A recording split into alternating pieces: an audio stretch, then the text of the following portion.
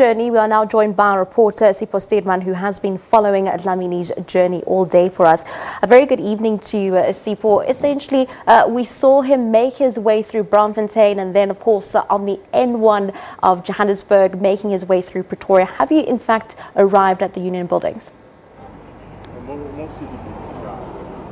Well, it's indeed been a long walk to the Union buildings for Mcebo Dlamini and his supporters. They still haven't yet arrived at the Union buildings since leaving there in Braamfontein in Johannesburg early this morning, I believe around 9 o'clock. So it's been many hours and many kilometers. You can remember that it's about 60 kilometers from Johannesburg to here in Pretoria. So it's quite a long route, and to walk all the way here. So it took a number of hours, and I understand that he is here in the capital city, but perhaps just a few kilometers away before reaching the Union buildings, there is an official that has been designated to receive that memorandum from him. Of course, the call that he has is that all fees must fall activists must be pardoned by the president, and he's come here to make that call, strongly saying that the fees must fall movement was a legitimate one, and the fact that government has granted free education, at least for families that make an annual income of up to 350,000, those families would receive free education.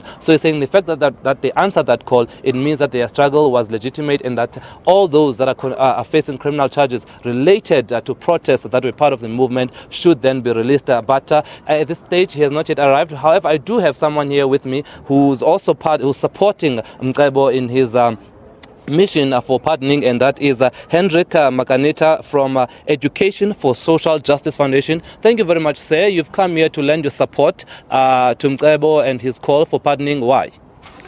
Well, you know, it is not for the first time that we, as the Education for Social Justice Foundation, we've also made a call. You know, we did that early in 2017.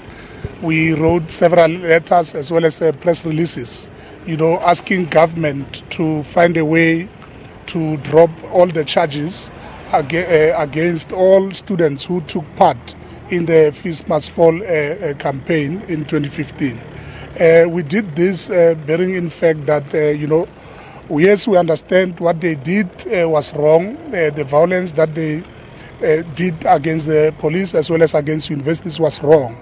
But we believe that, you know, they are still young, and that, you know, they still have a future. They can become better leaders of society tomorrow. Because as former student leaders ourselves, we once traveled this route. You know, I remember that at some point when we were leading SASCO at the University of Pretoria, we were also arrested.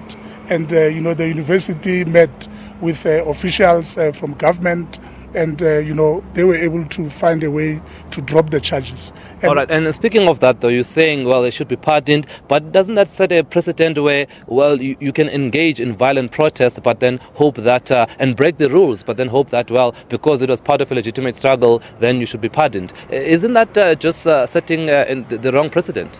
Well, we've always made it clear as the Education for Social Justice Foundation that, you know, we don't support any violent protests. And South Africans will recall that this has been a very important call that has been called over the years, the call for free quality higher education. And now that it has been achieved, now that the president announced, we feel that these are the martyrs who fought, you know, who were in the forefront.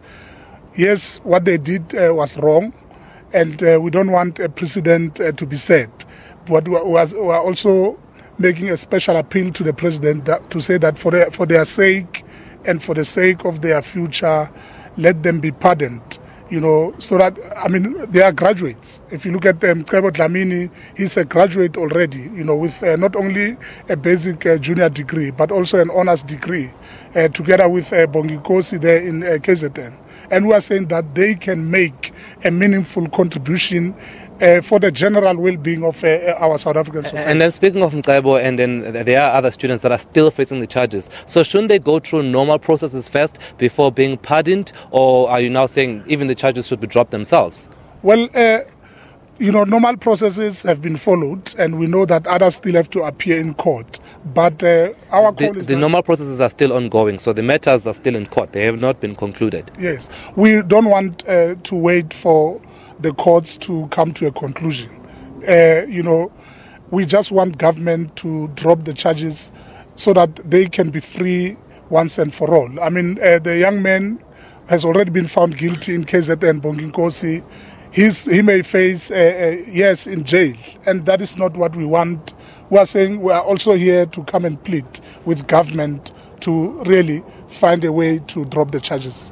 All right, well, there you have it. Supporters from Mcebo Dlamini and his call for the president to pardon Fees Must Fall activists. We are still awaiting for his arrival here at the Union Building, but we'll bring that all of that live for you here on 404 once he arrives here at the Union Buildings. But for now, it's back to you in studio.